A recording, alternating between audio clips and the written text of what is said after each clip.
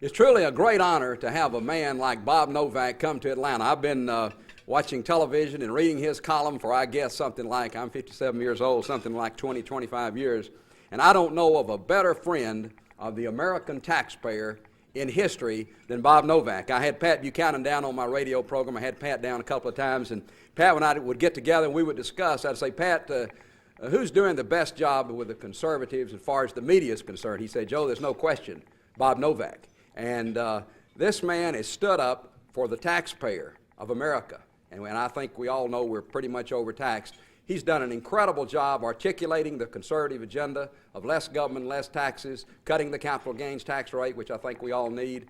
But I don't want to take any more time except to just say to you, it's truly a great honor to have a hero of mine, Bob Novak, who stands up and fights and articulates the conservative agenda better than anyone in America. Let's give a standing ovation for our speaker, the Honorable Mr. Robert Novak.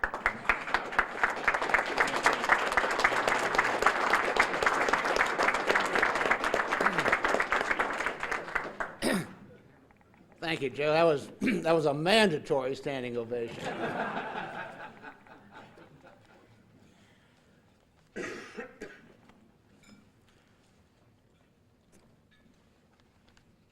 Thanks very much. Ladies and gentlemen, it is a great honor, and I am enormously proud to be here at the Foundation. I know the good work you're doing, and I really appreciated that tremendously flattering introduction. Seldom get an introduction like that, but Joe left off one fairly serious thing, and that is that I am known in Washington as the Prince of Darkness. Now, those of you who knew that in advance might expect me to say something unkind about our president. But let me tell you, folks, I'm going to have to disappoint you. When it comes to Bill Clinton, I worship the very quicksand he walks on. Now, how is the president walking on quicksand when he has just become the first president, first Democrat since Franklin Roosevelt to be reelected, riding high, popularity over, approval rating over 50%? Well, I'll tell you about that later on. But the interesting thing, my friends, is how in the world did Bill Clinton get 1 and then 2 terms in office in a country that is arguably the most conservative it has been in my lifetime, certainly, more conservative than it was when it elected Eisenhower or Nixon or Reagan. In a world where not only communism but socialism has been discredited. My goodness, socialism is even discredited in the remaining communist countries like China. Go to China sometime. It's easier to do a startup business in China than it is in Vermont. That's a fact.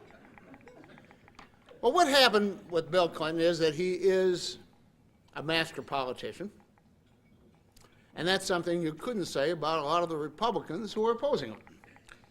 There are 2 parts to it: how he got elected, what the Democrats did, and what the Republicans didn't do. I'm going to talk to you a little bit about that. I'll talk to you about the outlook for politics in the near future, and prospects for what's going on in Capitol Hill, and then we'll take some questions. President who was at political death's door in 1994, after the Republicans won control of Congress for the first time in 40 years, recovered with a 3-part plan provided him by the eminent Richard Morris. Had nothing to do with foot fetishism, I assure you. Part 1, and this is conscious, this is not anything I'm making up. This was the actual plan. Part 1, imitate all the things the Republicans say that are popular. Less taxes, less government, balanced budget, deficit reduction, welfare reform, downsizing of government, devolution of powers to the states. Say those things. Whether you mean it or not doesn't make any difference. Say them. Part two, the proposals that the Republicans have made to try to achieve those goals demonize.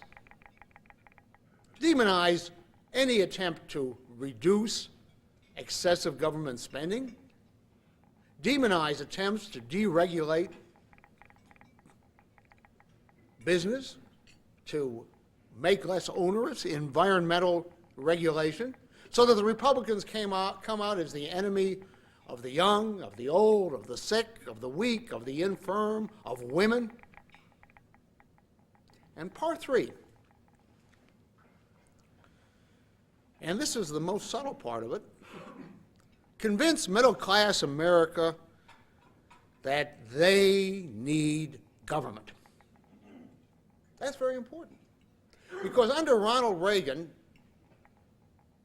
the idea was growing that government was the problem and not the solution, that the only people who really needed government were the people who didn't want to work or couldn't work, the underclass, that middle-class America didn't need government. And so everything that President Clinton has done since the time he took office is to convince the ordinary people in this country that they're going to be better off with government.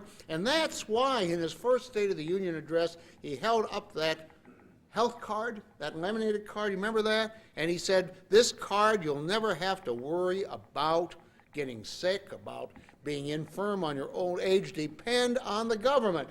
And initially, the American people bought it. But we have a wonderful system of government, unlike any place else in the world. Any place else in the world, that thing would have been passed into law in a matter of weeks, in any other democracy. But we have checks and balances that the Founding Fathers put in. It's damn hard to get anything done. And when the American people became convinced that Bill and Hillary were going to remake their health care system in the model of the U.S. Postal Service, they said no. Not only said no, but they said, hey, this guy is not the new Democrat we thought he was. And so, under Dick Morris's direction, to make the American people feel they needed government, you had to take government and slice it and dice it and make it bite-sized so the American people didn't choke on it. And what am I talking about? What I'm talking about is President coming into Chicago for the convention and saying, what we have to do is change the employee leave program to provide time for parents to take off work, require their employers to let them off work so they can go to PTA meetings. Well, you know, that's not very stirring, is it? Can you imagine Franklin Roosevelt, great Democrat, saying this generation has a rendezvous with destiny to go to PTA meetings? Or John F. Kennedy saying we are going to pass the torch to a new generation so they can go to PTA meetings? Well, I'll tell you something. He sold it to the American people. They say, yeah, that's good. Doesn't cost us anything. It may cost our boss some money. And then he said, the president did, we're going to change parental leave programs so that the employer is mandated to give his employees time to take their children to the doctor, something that normally is worked out between the employer and the employee, but this is going to be mandated. The government is going to protect you. And you know, if you don't have a kid, we'll mandate the employer to give you time to take your dog to the veterinarian. You think I'm kidding? It's in there. President, in his State of the Union address this year, said that the era of big government is over and then proposed 36 new government programs. I thought that was disingenuous, but then I looked at the programs. They're not big. They're teeny-weeny little programs. And he sold the American people. The Republicans, who have gotten to the point they can't do anything without having a focus group, focus group is bringing in 12 people who have absolutely no thoughts or no ideas or no principles and asking them what they think of something. And they said, gee, that sounds like a great idea. And then the other side of it is what the Republicans didn't do, the mistakes the Republicans made. Biggest mistake Republican made, I tell you this, in candor, because I'm not a politician, I tell you what I think. I said this in January, was nominating Bob Dole. This is his fourth national campaign. Each one has gotten worse than the other one. I asked, see, the thing is, the Republican Party works a lot like the Kiwanis Club, that if you stick around long enough, you get nominated for president.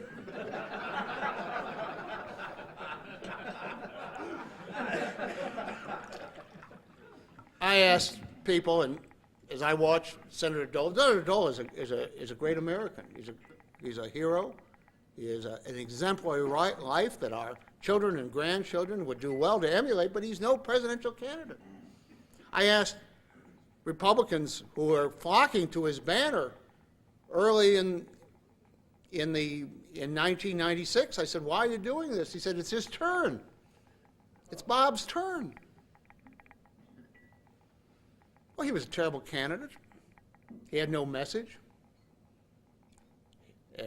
He widened the gender gap. He had no relationship to the women. And on top of that, Republicans had no particular message. The 104th Republican Congress, the first Republican Congress in 40 years, had the idea that they were going to get in there and absolutely intimidate Bill Clinton. Well, Bill Clinton's a pretty tough guy. Yeah, he is tough. And he is very resilient. And he is very clever. So the Republicans looked like they were about to shut down the government. They did shut down the government, and they took the blame for it, and he wouldn't budge an inch. And something else. You know, my favorite president of the 20th century is Ronald Reagan. My second favorite is Calvin Coolidge, so you know where I'm coming from. And they were both tax cutters. They both thought government was the problem, not the solution. And Ronald Reagan said something once in jest, maybe, to a dinner of journalists in Washington. He said, I don't worry about the budget deficit. It's big enough to take care of itself. Now, what did he mean by that? You know, Reagan often spoke in parables. It's a little like the New Testament. You have to figure out exactly what he meant. And what he meant was that the problem is not the arithmetical expression, which is the budget deficit. It's the high taxation and the high spending and over-regulation that all contribute to the budget deficit. So don't talk about the deficit. You have liberals like Paul Simon saying, hey, let's have a balanced budget amendment. You have Teddy Kennedy saying we must have a balanced budget. When Teddy Kennedy says we want a balanced budget, put your hand on your wallet, because that's what he's going for. The Republicans forgot in the 104th Congress to a large extent, and in this campaign, what I have said irreverently that God put them on earth to do, and that's cut taxes. That's their function. And that became, well, if everything else works out, we'll cut taxes. And yet, when it came down to it, my friends, the American people looked at Bill Clinton. They wanted him for another 4 years, but they said, hey, we don't want his pals on Capitol Hill. And so for the first time since 1928, the people of America returned a Republican leadership of Congress, not because they thought they were terrific, but they sure didn't trust the Democrats. For the first time since when? Do you know when? A Democratic president was elected with a Republican Congress. You know the last time that happened? 1884 with Grover Cleveland. I barely remember covering it myself.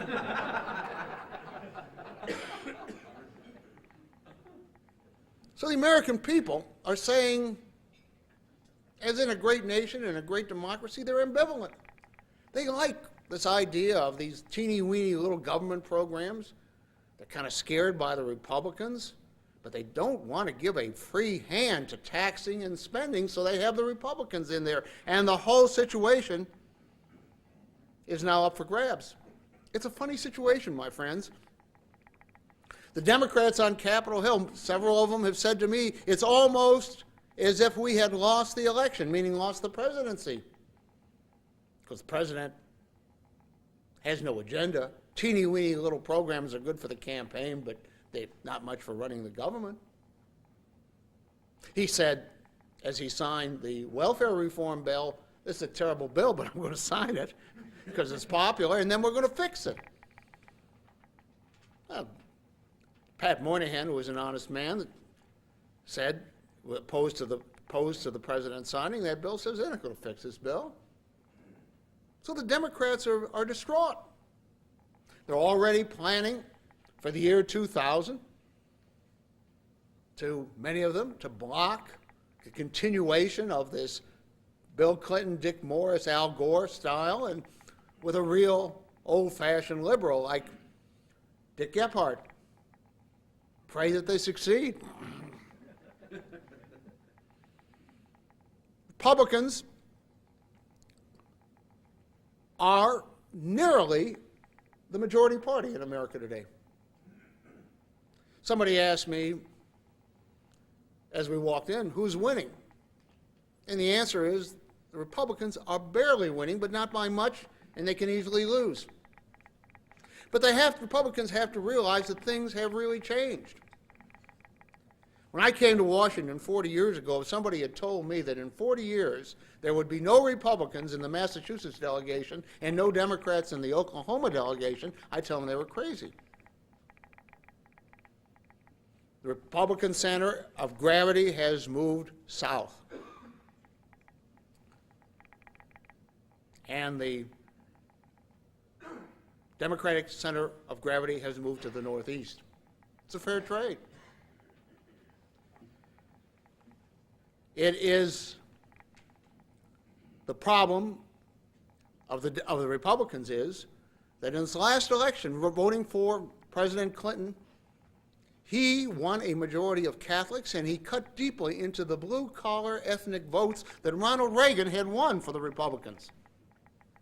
So the Republicans have to say that they stand for the working people of the country, the blue-collar workers. They are not the party of the country club, and the only way they can do that, my friends, is to relieve the onerous burden of taxation, which, let me tell you, is not just on the rich, but on the working people of this country with this hideous payroll tax. And on the young people. You see a young person look at his first paycheck, and he or she can't believe what the government has done to him. Now, one other factor. There is a new entity in the Republican Party without which the Republican Party would not be the marginally majority party, would not have control of both houses of Congress with high prospects for increasing their edge in 1998. The new entity are the religious conservatives. Now, some of you may be part of the Christian coalition. Some of you here may not like the Christian coalition. But I give you some advice.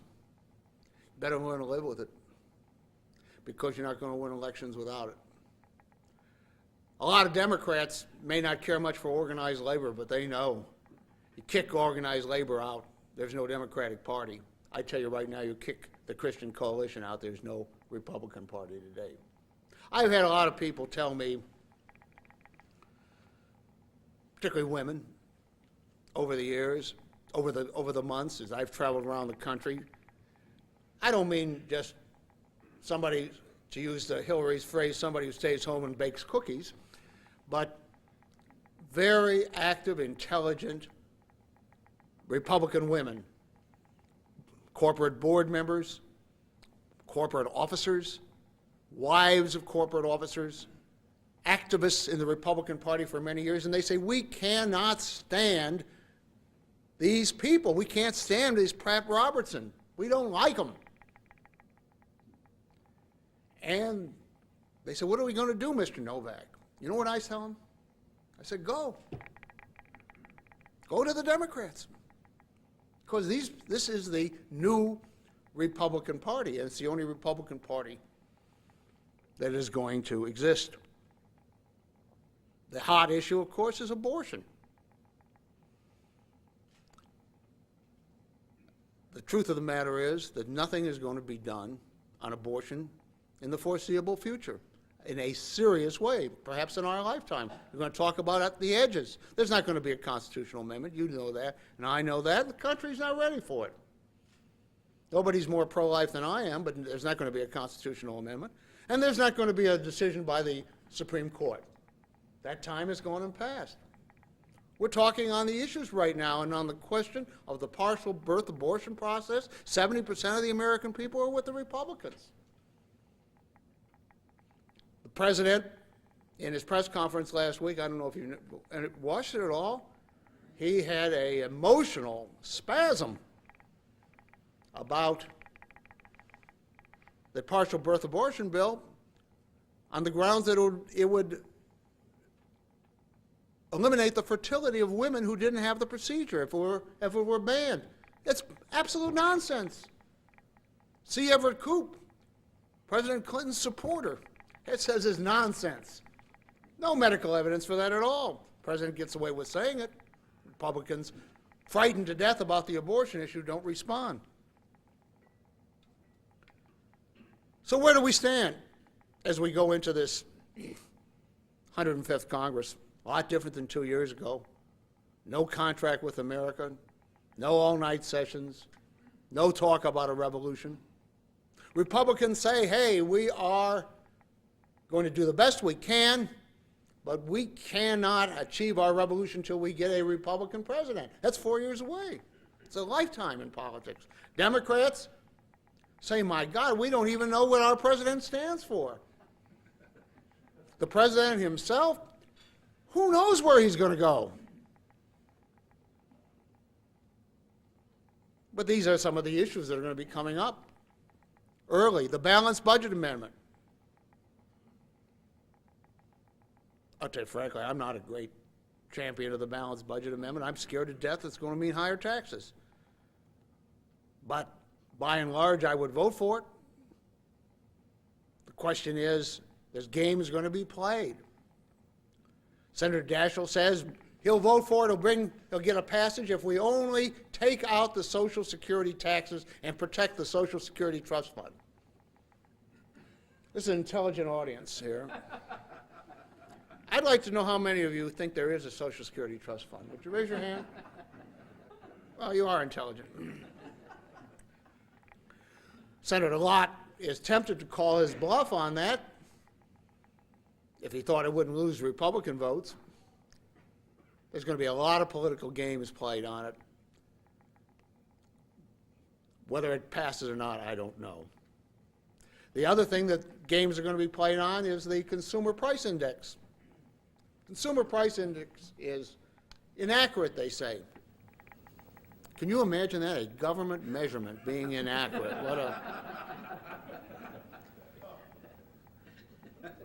Do you really believe that this is just a question of accuracy, of how much inflation there is? They say there's not nearly as much inflation as the CPI measures. A lot of housewives in America say there's a hell of a lot more.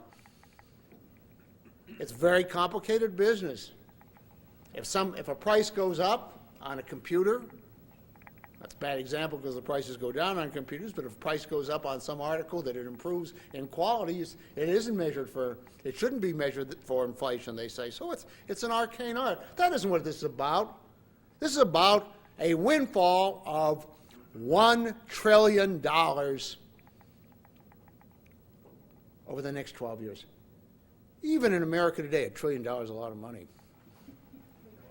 Where does $1 trillion come from? 3/4 of it comes from reduced payment to people because of the CPI. 1/4, where's the other quarter come from? Tax increase.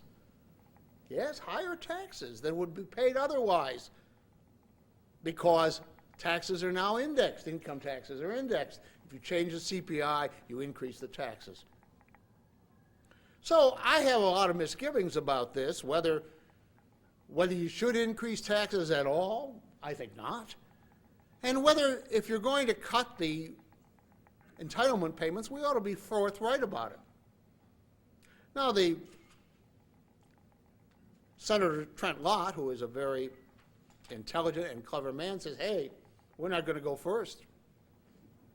President has to go. And he says, we're going to lock arms if we go on this and do it together on CPI. So it's in the middle is Bill, and there's Trent and Newt, and they all lock arms and jump off the cliff. And who is watching them jump? Dick Gephardt, Charles Rangel. You better get the congressional Democrats on board, because this is a mighty trap. And I don't think you will get them on board. The real issue is going to be to put all of this stuff into a big a budget bill, everything involved. Taxes, Medicare, the whole works. Figuring nobody wants to have a shutdown of the government, nobody wants to go through that again, and so there's going to be a deal late in the year. Can this be done? I think it can. It's not revolutionary. It's not going to be terribly conservative. It's not going to be terribly liberal. But you can get some things out of it. I was on, my partner, Rolly Evans, and I were on our weekly program last Saturday with Robert Rubin, the Secretary of the Treasury. I once made a terrible mistake. I referred to him as a multi-millionaire arbitrager from Goldman Sachs. And a Goldman Sachs partner said that was almost slanderous. He said, Bob Rubin's a billionaire.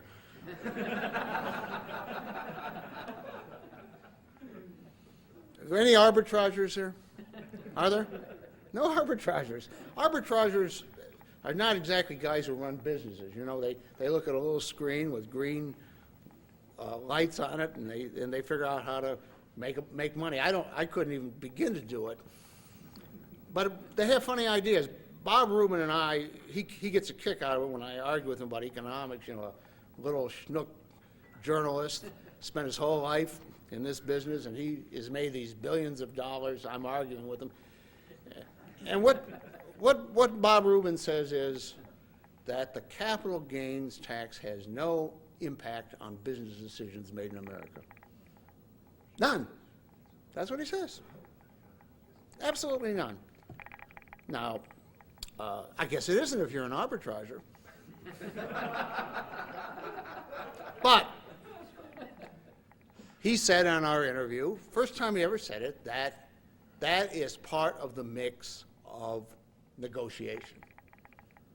And so, if you give the president some of his so-called targeted tax cuts on education, on this, if you stand on your head and twist your beanie, you get a tax cut, you know, all these little targeted things, maybe as a concession, they will have a real across-the-board cut in the capital gains tax. I'd buy it. And it could happen. Finally, President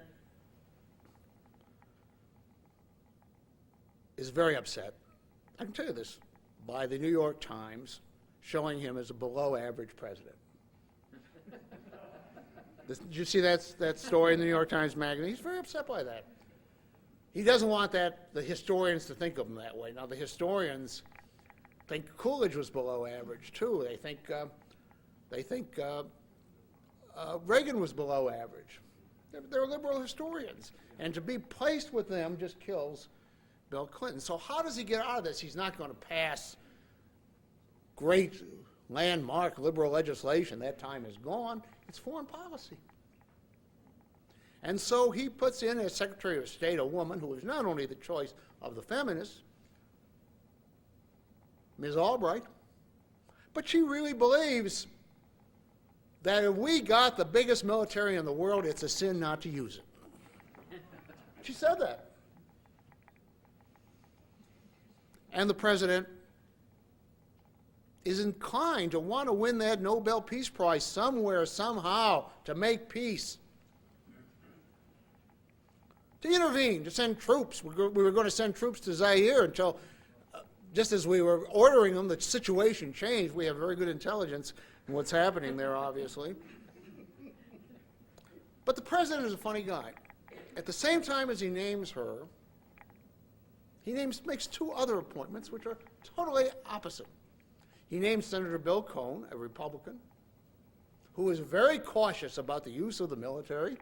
He says, we don't have a big enough military to do what we're doing now, much less anymore. And then the other day, he named Bill Richardson, congressman of New Mexico, as ambassador to the UN. Richardson, at the same time that Ms. Albright wants to bomb Baghdad, he wants to go there and negotiate with them. That's going to be a beautiful marriage. I don't know how that's going to work out. He is the ambassador, informal, to rogue nations.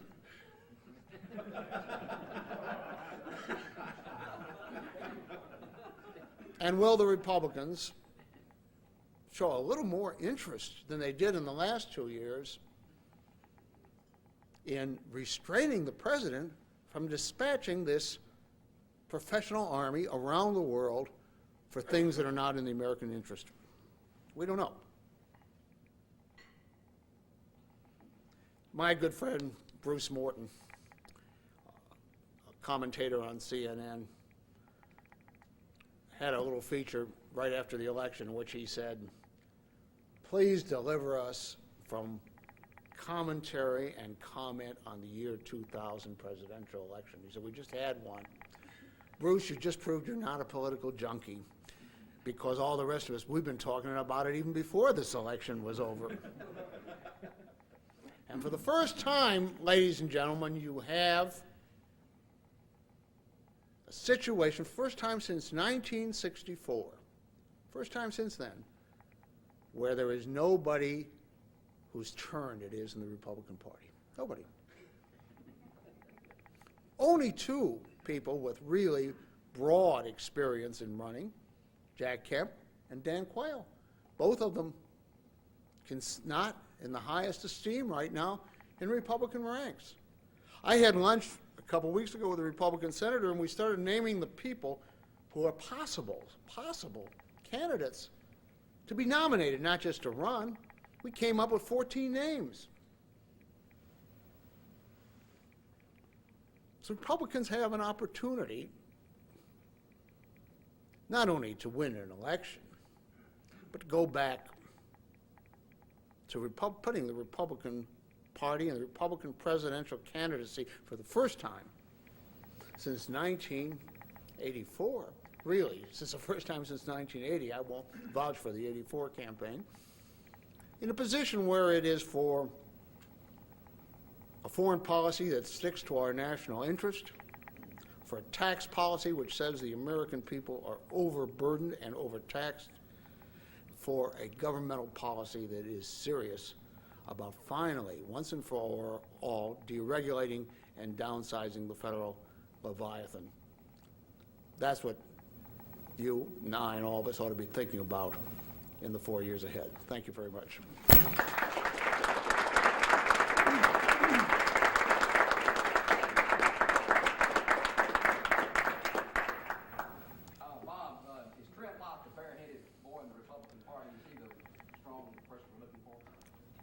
Trent Lott is the fair-haired Republican in Washington right now, partly because your fellow Georgian, Newt Gingrich, is not focused. I say that as a friend and admirer of the Speaker, but he is not focused. He's been shaken by these ethics charges. They did exactly what they intended to do, and they got him off track. He's not the same person that he was 2 years ago. I think there's going to be, the ethics charges are going to come out soon, and I think he's going to be reprimanded, and I hope he can put that aside and really return to a dynamic leadership. But in the meantime, the dynamic leader is Trent Lott, who is very clever, who is very self-contained, who I would use a word about him that I very seldom use about politicians. He's fastidious. That means he's neat and clean. He dresses immaculately, and he is very careful about details. And he is saying to the president, at the time that all the Republicans after the election saying we've got to have a commission on Medicare, he is saying, hey, ball's in your court, Mr. President. You savaged us all during the campaign. You go first. Tell us what you're going to do to solve this problem. Now, I'm a little bit of an amateur historian. I like a lot of amateur trivia. Do you know how many majority leaders who were ever majority leader have been nominated by their parties? 2. Lyndon Johnson, who achieved went through the vice presidential succession, and Bob Dole. I think what they both ran for president while they were majority leader. I think what they proved is it's not a good idea. They don't mix well. Both jobs suffer. They did in both cases. And the Republican Party may need somebody who is less fastidious and more inspirational than Trent Lott. I love Trent Lott. He's a terrific guy. Whether he is a presidential candidate, I don't know. I had breakfast with one of his top staffers day before yesterday, and I said, "Is he presidential?" And he said he didn't know. He said he's going to be a great majority leader. Whether he's presidential or not, I don't know. Because I think you need somebody to go to the American people and tell them, send them the message and inspire them and talk to the ordinary working person and say that the Republican Party is not the party of the country club. Who is that? You say, well, there's nobody like that around. There's no Ronald Reagan. Well, believe me, that's the advantage of having a situation now where there's nobody next. Because there was nobody next for the Democrats in 1992. They didn't even think they had a chance. And this obscure governor of Arkansas came up, turned out to be whatever you think of him, one hell of a candidate and one hell of a politician. So keep your powder dry, make your commitments late, and keep your eyes open. With the reduced Republican majority in the House, how are they going to be able to get their program through when they couldn't last year with the big majority? Well, they did get their program through in the House, and they got it vetoed. That was the problem. I think what they do is they lower their sights. There is a problem in the House of what the so-called moderates are going to do, whether they're going to coalesce against with the Democrats. I don't think they've reached that stage. I think it's going to take clever leadership.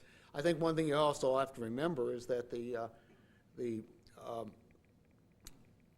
Democrats, the Senate is demonstrably and arguably much more conservative than it was last time. Not only is it a gain of 2 seats on the Republican side, it's a mega gain in conservatism. You can argue that 10 of the 11 new senators in the Senate are more conservative than the persons they replace. The one exception is here in Georgia. But I'm even not sure if that's an exception, because I don't know just how conservative Sam Nunn was, and nobody knows what Max Cleveland stands for, because he didn't reveal it in the campaign, I don't believe. But you have a more conservative Senate than you had before. I think the answer to your question is that the sights are lowered. You're not going to have all these big things. Nobody's talking about eliminating 4 cabinets departments or getting rid of so much environmental legislation or getting rid of all these educational programs. It's going to be incremental, chopping around, compromising, and that's the way you handle the lower majority in the House. It's not as exciting, but it may be more beneficial for the Republicans in the long run, because I believe that the Republican small government, low tax philosophy, which the president mimicked, is what's popular in the country. Is there any thought in the Republican Party about changing the way that the nominee, the presidential nominee, is selected? The current system just doesn't work. Yeah, there's a lot of talk about it. Haley Barbour, the national chairman, immediately after the primaries were over, started trying to put in effect a system of spreading out the primaries, so it's a longer process. The problem, ladies and gentlemen, is that if I could be facetious, that when the parties decided they were going to let the inmates run the asylum, it made it much more difficult to have leadership factors deciding who was going to be nominated, and so the primary system, particularly in the Democratic Party, has some built-in problems. But I think you're going to find some of the primaries are going to be spread out a little bit more. And let me repeat again that it's going to be a different story, because I cannot believe anybody will get a hammerlock on the nomination as so early as Dole did and Bush did in '88 and even Reagan did in '80. Yes. What's your assessment of the race to replace Haley? Assessment of the race to replace Haley. Well, that's a great example of the inmates taking over the asylum. I mean, people who don't know much about Republican politics ask me, why don't they just get together and pick somebody who would be a good national chairman? I said, who are they?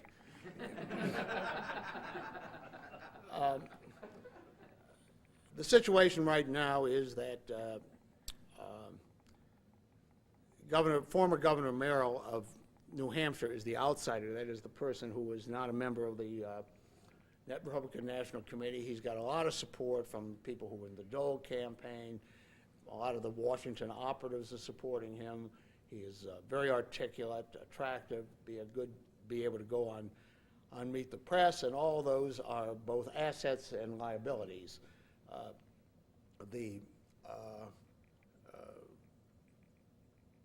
There was a fellow named Norcross.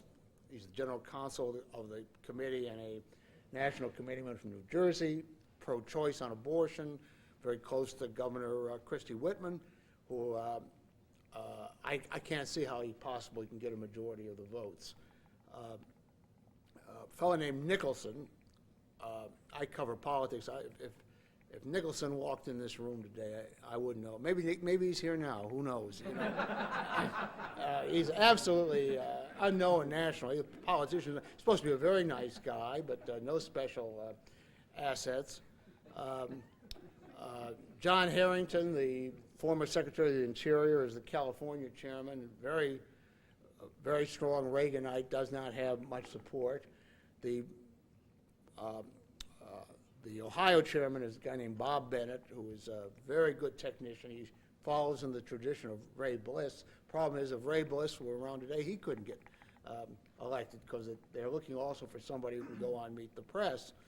And then you have the latest entrant is the Texas State chairman, very good friend of mine named Tom Pauken. Tom makes me look like Geraldine Ferraro. I mean, Tom is over there to the right, believe me, but he's a good guy. He's maybe the only guy who thinks he has enough, he can possibly get elected, but he has a certain number of votes. He thinks it's 20, other people think it's 12, that he can control, and I think he's going to try to make a deal with somebody to try to have the movement conservatives get some kind of staff or some kind of attention in the party while they name somebody else. The somebody else, the guy I don't know, Nicholson. It looks like the guy who's nobody's enemy. He may come in, and Tom Pauken would be sort of his deputy or lieutenant. But they're running. you may not realize this, my friends, but they're running all over the country. They're having meetings, they go to Philadelphia yesterday. They were in Atlanta on Monday. They were in Dallas the week before. All the candidates, they have these regional meetings. I mean, there's thousands and thousands of dollars are being spent on this campaign because there's nobody to tell them who to vote for, and that's a hard thing for a politician when they have to use their own judgment. One more. I was just going to ask you again about the direction of the Republican Party, because it seems to me you mentioned that when you came in, somebody asked you who was winning, and you said, the Republicans barely. To me, the question is, are the forces of freedom winning? Because there's a large part of the Republican Party that is no different than the establishment Democrats. Yeah, I think the forces of freedom are winning, and that's why you have Bill Clinton imitating these slogans, and the answer for the Republicans, because they are the only party that can harness the forces of freedom, is to not worry about the people on the East Coast, the people in the country club, the people in the old-fashioned Republicans who say we don't want the newcomers, we don't want change, and to mobilize the ethnic votes, the blue-collar votes, the Catholics, and anybody else who believes in reduced government, a reduced level of taxation, and freedom for the individual. I think that is the course for the party. I think those things are winning all around the world. It's ridiculous to think they'd be losing in the United States while they're gaining force in China. And I think that's what the duty of the Republican Party is. Is there a danger of the Republicans doing what they've done in the past in terms of nominating somebody from the Nixon, Bush, Dole wing who masquerades as a free market economic conservative? I mean, for instance, somebody like Lamar Alexander. Well, I think there is a danger if anybody wants to. I don't bet on politics anymore, but if you want to bet on Lamar Alexander, I'll take your money on that one. I don't think Lamar's going to. I would say this, that there is no Ronald Reagan out there who is the clear leader of the right of the forces of economic freedom. We all thought Jack Kemp was that person. I'm very close to Jack. I'm a personal friend of his. I just don't know whether his time has come and gone, whether he can send that message. But there are people out there who are not identified as movement conservatives, but neither are they Lamar Alexanders or people who have been in that part of the party, but are unknown quantities and perhaps can seize the leadership. And just let me say again, I think it's you can't do it if he's majority leader. I think Trent Lott is one of them. I think Congressman John Kasich of Ohio, chairman of the House Budget Committee, is another. And I think Senator Fred Thompson of Tennessee, unknown quantity. He was a protege of Howard Baker, but he has voted very conservatively. He takes a conservative line. Take a look at him, what he is. And I'll say one other thing, George W. Bush of Texas. He's been a very effective governor. He's more conservative than his father. He doesn't scare women. Not a bad thing to say for a Republican. And I don't think he is. I don't think he is part of the old Nixon wing. So I would say that danger is present, but it's not present as much as it was before. I would say this, that I want to thank you very much for having me, and enjoyed being with fellow travelers in the movement for freedom, and good luck to you in your endeavors.